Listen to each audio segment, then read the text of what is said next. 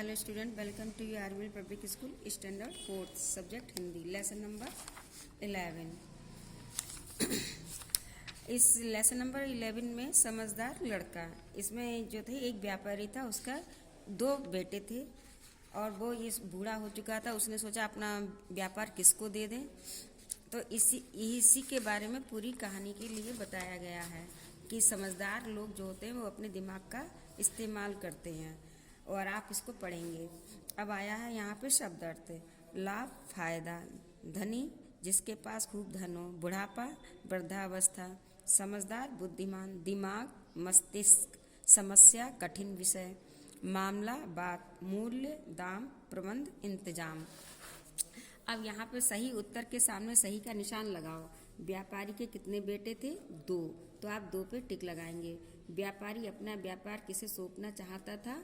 समझदार बेटे को, तो टिक लगाएंगे। बड़े बेटे ने अपने रुपए से क्या खरीदा? भूसा, तो इस पे टिक लगाएंगे। व्यापारी ने अपने व्यापार की जिम्मेदारी किसे दी? छोटे बेटे को। अब इन प्रश्नों के उत्तर लिखो। अब यहाँ पे प्रश्न है, व्यापारी के सामने क्या समस्या थी? आंसर लिखेंगे, व्यापारी के सामने ये समस्या थी, वह अपना व्यापार किस बेटे को सौंपे या दे। अब आया क्वेश्चन नंबर 2। व्यापारी ने अपने बेटे को बुलाकर क्या कहा? आंसर लिखेंगे, व्यापारी ने अपने बेटे को बुलाकर कहा, इन रुपयों को लेकर बाजार जाओ, इनमें कोई ऐसी चीज़ खरीदो जो पूरा घर भर दे। अब आंसर क्वेश्चन नंबर 3 आया, कौन सा बेटा सीधा बाजार नहीं गया? आंसर लिखेंगे, छोटा बेटा सीधा बाजार नहीं गया। क्वेश्चन नंबर 4, छोटे बेटे ने घर को कैसे भर दिया? आंसर लिखेंगे, छोटे बेटे ने घर को प्रकाश से भर दिया। अब यहाँ पे सब सही शब्द चुनकर वाक्य पूरा करो। गंभीर, अंधेरा, मेहनत, उपाय, प्रबंध। अब यहाँ पे क ख ग घ ण लिखा है, तो उसने जीवन भर कड़ी मेहनत की, उसके दिमाग में एक उपाय आ गया। दोनों बेटों को लगा कि मामला गंभीर है। नौकर घर में दिया बत्ती का प्रबंध करने लगा। तब तक पूरा अंधेरा हो चुका। सही वाक्य के सामने सही और गलत वाक्य के सामने गलत का निशान लगाओ।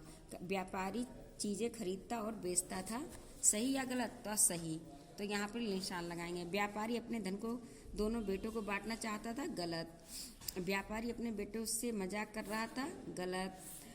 भूसे से पूरे घर का फर्श भी नहीं भर पाया, सही। दूसरा बेटा सीधा बाजार नहीं गया, सही। अब यह है, रंगीन शब्दों के विलोम बनाकर वाक्य को दोबारा लिखो। धीरे धीरे वह काफ़ी धनी हो गया, तो आप धनी का अर्थ क्या लिखेंगे? गरीब। धीरे धीरे वह काफ़ी गरीब हो गया। छोटा बेटा सीधा बाजार नहीं गया, तो आप लिखेंगे, बड़ा बेटा सीधा बाजार नहीं गया। सोचते सोचते शाम हो गई, तो सोचते सोचते रात हो गई। तब तक पूरा अंधेरा हो चुका था, तो आप लिखेंगे, तब तक पूरा उजाला हो चुका था। ये देखकर व्यापारी बहुत खुश हुआ, तो ये देखकर व्यापारी बहुत दुख हुआ, व्यापारी को बहुत दुख हुआ। ये जो है आप अपने इसमें घर पे करेंगे।